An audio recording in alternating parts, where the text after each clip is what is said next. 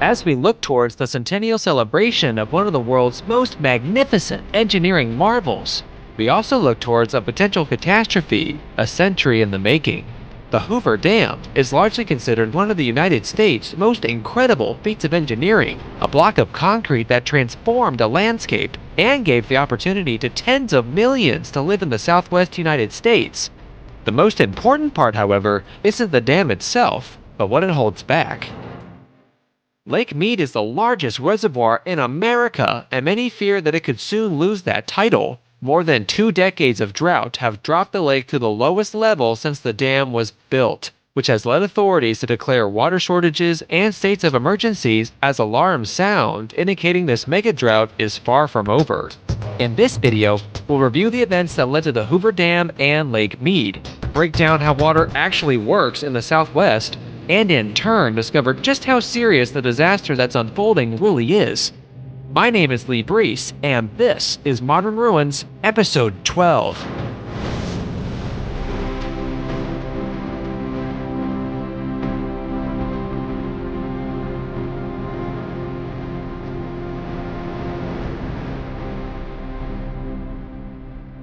Lake Mead is part of a system of reservoirs and dams that was set up in part with the Hoover Dam to promote water stability in the southwest United States, so their stories intertwine.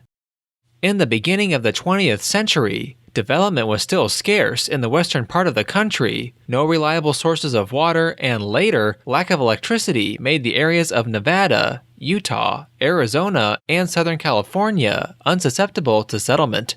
Regardless, farmers throughout the 1800s who lived in these regions began to route the Colorado River to their small yet budding communities through canals.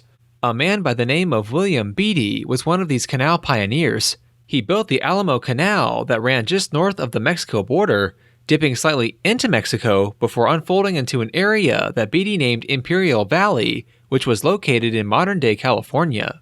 In 1905, the Colorado River bursted through the poorly maintained waterway in a major accident, and as a result, the inland Salton Sea was created. The Southern Pacific Railroad spent $3 million to shore up the canal in the hopes that the federal government would refund their efforts. Regardless, the canal continued to be poorly maintained due to constant disputes between landowners in both the US and Mexico. At the same time, further west, California was quickly growing, and the invention of electricity was beginning to become synonymous with everyday life. The Edison Electric Company of Los Angeles began surveying up and down the Colorado River for an ideal location to construct a dam and hydroelectric power facility. In their search, they placed land options on many of the prospective sites across the unclaimed territory. However, limits of technology at the time allowed for electricity to only be transmitted up to 80 miles, and the amount of customers at that range were less than a handful, so the Edison Electric Company decided to let their land options lapse, including their option for the site that would go on to be claimed by the federal government and become Hoover Dam. Nearly 2 decades later, the United States Bureau of Reclamation began pursuing a location in Boulder Canyon for a dam, motivated by the collective need for controllable water flow and need for power generation in the region. A service chief in the Bureau by the name of Arthur Powell Davis first suggested placing dynamite in the sides of the canyon to form a rock dam. The river would carry off smaller pieces, and the rest of the dam's facilities could be built on top of the rubble. This proposal sat on the shelf at the Bureau for several years, before eventually being tossed. In 1922, Davis co-authored a report with Interior Secretary Albert Fall called the Fall-Davis Report. It outlined concerns about the need for a federally funded dam as the project would impact nearly every state in the southwest United States, and was a national security issue given that the Colorado River eventually flowed into Mexico, providing sustenance to its citizens. After the report was issued, the BOR began to seriously explore locations for a possible dam, originally looking at sites in Boulder Canyon, but they found that one of the prospective sites was bisected by a fault line, and the other spots were way too narrow to build all the facilities desired for the new dam. Officials then selected a site about 20 miles downstream in Black Canyon. Despite this, internal documents still referred to the dam as the Boulder Canyon Project. At the time, there was little legal precedent regarding water allocation that affected multiple states, California, Nevada, Arizona, Utah, New Mexico, Colorado, and Wyoming decided to come together and form a 7-member interstate compact. Something like this had never been done before in the United States, and legal questions lingered, and ultimately, the group had to be legitimized by Congress. After the Supreme Court issued some unfavoring verdicts on the issue, Congress acted quickly, and representatives from each state met with Secretary of Commerce Herbert Hoover, and the meeting resulted in the Colorado River Compact, signed on November 24, 1922. Members of Congress were initially hesitant to support the massive and expensive Boulder Canyon project, as many viewed it as solely benefiting California, but after several deadly floods occurred across the nation, congressional leaders became more sympathetic. Furthermore, after an especially deadly breach of the St. Francis Dam near Los Angeles, which used the same curved gravity design being considered for the Boulder Canyon project, engineers advised Congress to not skimp, saying, quote, that the proposed dam should be constructed on conservative, if not ultra-conservative lines. On December 21, 1928, President Calvin Coolidge signed the Boulder Canyon Project Act into law, appropriating funds for the project, but still needed 6 of the 7 compact states to approve. While the Boulder Canyon Project was moving through legal hurdles in each state, the Bureau of Reclamation had been studying various designs for the dam, with Chief Design Engineer John Savage ultimately settling on a massive concrete arch-gravity-style dam. It would be thickest at the bottom and become thinner as you moved towards the top. The structure would have a convex shape to direct the force of water to the sides of the canyon. The proposed plan suggested the dam be 660 feet thick at the bottom, narrowing to 45 feet at the top, with just enough room for a highway to connect Arizona and Nevada.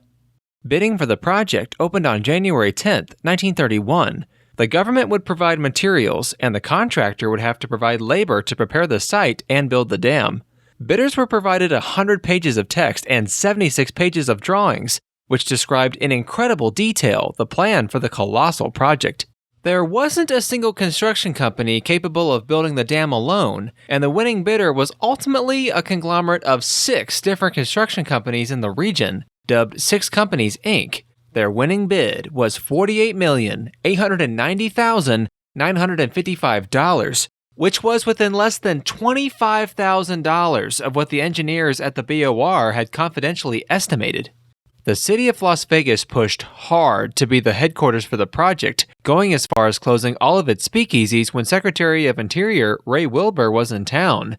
This didn't fully squash his fears, however, and announced that instead, a town would be constructed by 6 companies near the dam site to house all the workers.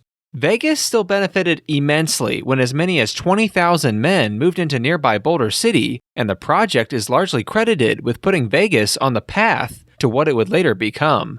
The construction of the dam deserves a video in itself, riddled with labor strikes and multiple engineering challenges, such as rerouting the Colorado River temporarily, dealing with hot springs in the sides of the canyon, and drilling holes 150 feet deep into the riverbed to stabilize the rock and build the grout curtain.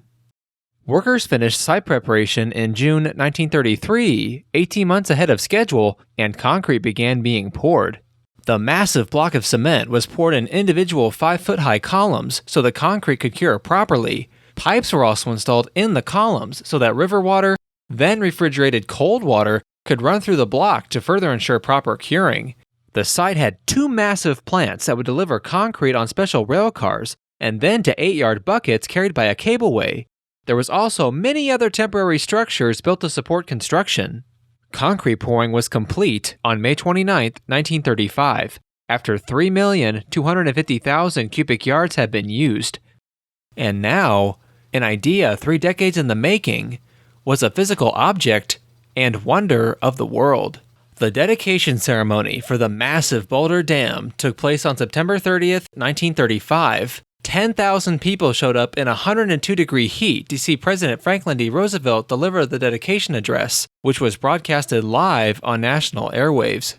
112 people perished in the dam's construction, and a memorial to them was also dedicated. Somewhat confusing, the administration of Herbert Hoover had been referring to the Boulder Dam project as the Hoover Dam. The Roosevelt administration reverted back to Boulder Dam due to the reputation of the former president and Hoovervilles, and the Hoover Dam name wouldn't be restored until 1947. Filling of the new reservoir, named Lake Mead in honor of the late Commissioner of the US Bureau of Reclamation, Dr. Elwood Mead, had begun in January 1935 and continued to rise throughout the spring from snowmelt in the Rocky Mountains. While today it seems that concrete begins to significantly deteriorate after 30 years or less, engineers of the dam used non-reactive aggregate in the mix that prevented alkali-silica reaction, which led to significant degradation and later failure on other dams.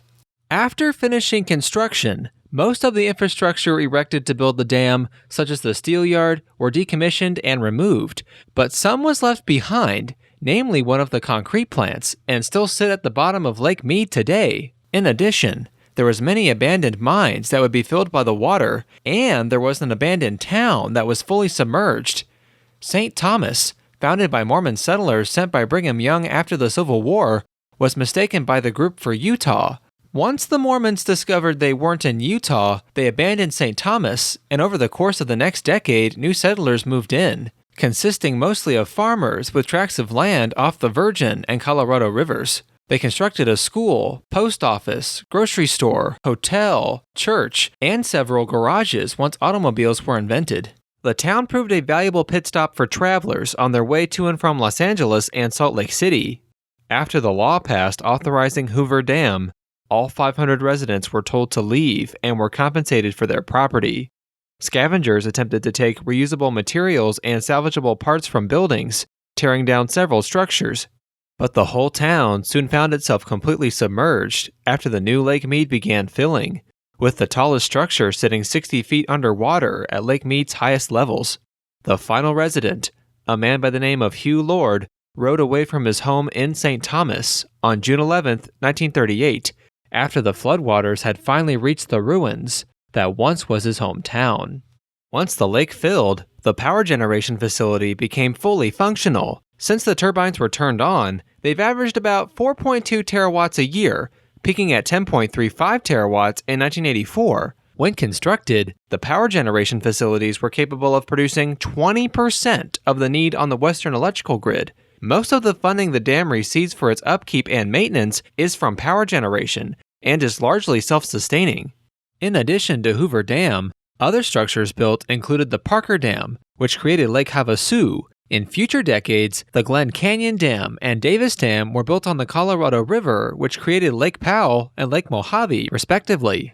Lake Mead, however, is the largest of them all, and was the first and most important. Without Mead, cities like Las Vegas, Phoenix, Los Angeles, Boulder City, among many other small towns, simply couldn't exist and whose development was solely allowed by the construction of Hoover Dam and the water flow control measures it and several other dams provide. The National Park Service estimates 35 million people get the water they use on a daily basis from Lake Mead. The whole site is located 30 miles east of Las Vegas. Lake Mead is the largest man-made reservoir in the United States and is second to only Lake Powell in total surface area. For context, Mead could hold the entire flow of the Colorado River for 2 years without letting any water out. At full capacity, its widest point is 9.3 miles and contains 550 miles of shoreline. 4 separate basins make up the entire lake and all have separate ecological properties. The Colorado River makes up 97% of inflows, with several smaller rivers and creeks accounting for the rest. Water inflows from all of these sources have declined over time, with Las Vegas Wash, a channel that returns the city of Las Vegas's excess water to the lake, has more than doubled its deposits due to the city's growth, but still accounts for an insignificant percentage. Recreation quickly became a frequent use of the lake by locals and tourists, but Lake Mead wasn't dedicated as a national recreation area under the National Park Service until 1964. Several sandy beaches proved to be perfect for sunbathing and hanging out. 4 separate marinas also emerged for guests as boating-related activities became popular as recreational boat ownership rose in the U.S. Fishing also became a frequent activity, despite the razorback sucker being Lake Mead's only native fish. In 1971, it played host to the BASS Bassmaster Classic, in which 24 competitors weren't told the contest location until their plane was in the air, and the winner, Bob Murray of Arkansas, took home the $10,000 cash prize. In 1948, a Boeing B-29 crashed into the lake when the Air Force was testing a top-secret prototype missile guidance system. The 5-man crew survived the crash with only a broken arm, but given that only 3 B-29s were built for this kind of research, the Air Force originally wanted the plane rescued and salvaged, but soon abandoned their efforts. Several other plane wrecks have been found in the lake, but the B-29 proved to be the most popular and was uncovered in 2001 after divers discovered the wreck. Being in freshwater, only minimal deterioration had occurred. However, the plane is covered in quagga mussels, an invasive species from Ukraine, which is slowly eating away at the aluminum. The plane became a prominent feature in the video game Fallout: New Vegas. In the 1950s, it was found that since 1935, 12% of Lake Mead's water volume had been displaced by sediment, and concerns about the lake's lifespan arose. So the BOR constructed Glen Canyon Dam and created Lake Powell, which better moderated the Colorado River's flow. And due to remediation efforts afterward, this volume loss was restored and actually increased in later decades. Before the creation of near equally sized Lake Powell, Mead was actually more susceptible to drought, and after Glen Canyon Dam opened in 1963, the level of Lake Mead stabilized after a period of extreme drought. Outflows and withdrawals from Lake Mead are set in firm amounts by the Colorado River Compact and managed by the Bureau of Reclamation. Glen Canyon Dam is required to release over 10 million megaliters of water each year to Lake Mead. Hoover Dam is required to release 11 million megaliters of water per year downstream, with tributaries flowing into Lake Mead supposedly accounting for the difference. The 1970s, 1980s, and 1990s saw above-average snowfall and many years that were particularly wet, filling both Mead and Powell to capacity. Researchers who reconstructed weather conditions throughout history believe that this 3-decade stretch was the wettest period in the Southwest in 1,200 years. Lake Mead's highest level ever was recorded on July 24, 1983, at a height of 1,225 feet above median sea level. It was on this occasion that the lake was deemed at full capacity and the spillways were used for the first time for their intended use. And in the following year, both Glen Canyon and Hoover Dam had water discharges above their mandated levels. However, in 1999, a severe drought began to occur, which as of 2022 has yet to cease. A megadrought is defined as a multi-decade span of drought. It's a natural phenomenon that happens more often than thought. Texas has had a megadrought at least once in each of the last 3 centuries. It's a recurring feature throughout the last millennium, with researchers stating that megadrought is the reason the ancestral Puebloans left Cliff Palace in the late 1200s.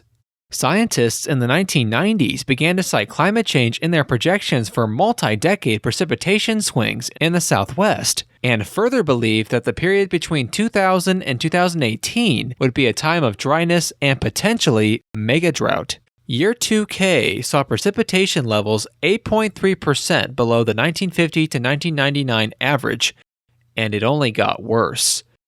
After 2022, the current megadrought will match the worst megadrought in 500 years. More specifically, the years 2002 and 2021 were drier than any of the previous 300 years, and are the 11th and 12th driest years since the year 800. Scientists attribute the drought to increased evaporation caused by increased temperature, as the average temperature in the Southwest in 2000 was 1 degree higher than the previous 1950 to 1999 average. The Southwestern North American Megadrought, as it's called, is affecting the entire southwest portion of the United States. For instance, farmers along the Rio Grande River in New Mexico were asked to quit farming since they use 76% of the water supply there, but only account for 3% of the state's GDP. In California, while not having taken as drastic of measures, proves a more costly consequence as the state has the highest population and highest agriculture output, and having to shut down farming in the state would have catastrophic economic consequences. Furthermore, hydroelectric power plants are on the brink of shutting down as reservoir levels begin to sink too low for operation. In 2014, then 2015, and then in 2016, Lake Mead broke records for its lowest elevation. On June 26, 2015, Lake Mead fell below the 1,075 feet MSL threshold that is labeled as the drought trigger, signaling that if the lake is below that level at the beginning of a water year, then there is an official water shortage and water rationing measures go into place in Nevada and Arizona. However, the water level recovered before October 1st, when the water year begins, and avoided the drought trigger. The same thing happened again in 2016, with Lake Mead just barely rising above 1,075 feet only days before the deadline. After that, Lake Mead was on the upswing. 2017 saw above average snowfall in the Rocky Mountains, and Lake Mead rose to 1,090 feet at its peak, and was still nearly 4 feet above the drought trigger on October 1st, and was climbing. And by April 2020, the water level stood at 1,096 feet. However, things turned out to not be turning around, and winter 2020 proved to be especially dry. The US BOR did not wait until October to act, and on August 16, 2021, the Bureau announced a Tier 1 water shortage as Lake Mead had plummeted to 1,067 feet, a full 8 feet below the drought trigger threshold and the lowest level ever, and water rationing measures would be enacted at the beginning of the next year. Arizona was ordered to lower water consumption by 18%, Nevada 7%, and users downstream in Mexico were required to reduce consumption by 5%. Booming Phoenix and many other small towns in Arizona have had to make tough decisions on the local level, and it put some communities in crisis. Meanwhile, Las Vegas has been working since the start of the millennium to lower its water consumption while fueling growth. Nearly 750,000 people have moved to Vegas in that time, yet the city has actually lowered the amount of water it consumes by 26%, according to the mayor. They've done this by instituting desert-friendly landscaping into its building code and banning all non-functional grass. The city also cleans all of its wastewater and sends it back to Lake Mead through the Las Vegas Wash Channel. While this has been a tremendous achievement for the city, the mayor acknowledges that there's more work to be done and believes the water shortage is permanent. The abandoned town of St. Thomas popped up several times over the years, but permanently came out of the water in 2002 and has become a popular area for hikers. The B29 Bomber, however, has remained in a deeper portion of the lake, but has become easier to explore. Originally sitting 200 feet down, as of 2021, it sits lower than 100 feet. Before 2014, only park officials were allowed to dive down to the wreck for conservation efforts, but the park permitted private diving companies to allow tours that year. Other ruins on Lake Mead have also become easier to explore, as lower water levels allow in more sunlight. In addition to exposed ruins, other more serious things have begun to pop up. World War II-era boat wrecks, modern boat wrecks, and most scary of all, bodies. Remains discovered on the lake date back multiple decades and likely are related to mob activity in Vegas. Low water levels led to the shutdown of most boat ramps and marinas, with only one or two remaining even practical. The one still existing marina has continued to move its dock further into the lake. Experts estimate that at this point, 6% of Lake Mead's water evaporates annually, and have suggested covering 10% of the lake in foam-backed photovoltaics, which would eliminate 90% of the evaporated water in the covered area, and could produce 3,400 megawatts of power a year, which is comparable to the Hoover Dam at low water levels. So while this wouldn't solve the water problem, it would help the struggling Hoover Dam produce power that Las Vegas and others on the grid rely on. Electricity generation capabilities were downgraded by 24% in 2014, and while the drought trigger level on Lake Mead is 1,075 feet, there's not a huge window for hydropower either. Under the original design and construction, the Hoover Dam can only make electricity if the water level was above 1,050 feet. Citing this concern, engineers installed modern, wide-head turbines that were designed to work efficiently with less water flow. This increased the abilities of the plant, allowing power to continue being generated at a water level as low as 950 feet. However, as previously stated, power generation is the primary revenue source for repairs and upkeep of the dam, and with power generation declining, so has the US BOR's capability to maintain Hoover Dam. In addition to power concerns, Las Vegas draws water directly from Lake Mead, and concerns arose about the inlet the city uses to withdraw that water becoming too high.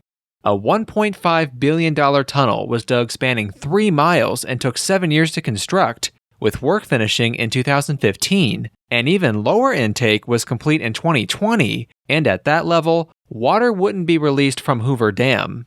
In December 2021, the US Department of the Interior, along with Arizona, Nevada, and California, signed an agreement to spend $200 million subsidizing local capital projects in 2022 and 2023 that resulted in water use reduction. Their goal was to eliminate the need for enough water that amounted to 35% of the lake's capacity, a lofty goal. In May 2022, the US BOR announced that water discharges from Glen Canyon Dam would decrease by about 4%, hinting at more reductions in the future. The 7 states in the Colorado River Compact signed a new drought contingency plan in 2019 to help further guide the US BOR as the Megadrought continues. The drought trigger resets every year as water discharge reductions continue to be based on whether Lake Mead hits the 1,075 or below threshold by October 1st. Most conservation efforts at this point focus on water that is lost in a sunk way, to use an economic term, so the primary concerns for now are on irrigation and other outdoor water uses. Experts predict that the Megadrought will continue through 2030, marking a 30-year span, a similar duration to the Megadrought that occurred in the 1500s, saying further that it would take 4 consecutive years of above-average snowfall to break the drought. But for now, everyone is bracing for worse things to come. I'm not a scientist, nor am I from the West, so it's really out of my element to predict an outcome here. I think that most cities are following in Las Vegas's footsteps, focusing on common sense measures to reduce water that is truly lost. Phoenix continues to be the fastest growing city in the nation, and I am concerned about the impact that may have long term, especially if Arizona is expected to have the highest water use reductions as things continue to go south at the lake. After doing all of this research to put this video together, I am very skeptical about this megadrought being permanent. I do think it will end at some point, hopefully in the next 10 years, and given how much the water level has fluctuated in the lake's near 100-year existence, I really wouldn't be all that concerned. I do think, however, that climate change will continue to impact the precipitation and temperature sways over time, meaning that Lake Mead probably has yet to see its lowest levels, but probably hasn't seen its highest either. So, grab some buddies, something with 4-wheel drive, and get on out to Nevada, because right now may just be a once-in-a-lifetime opportunity to have an unrivaled adventure exploring the exposed ruins of Lake Mead.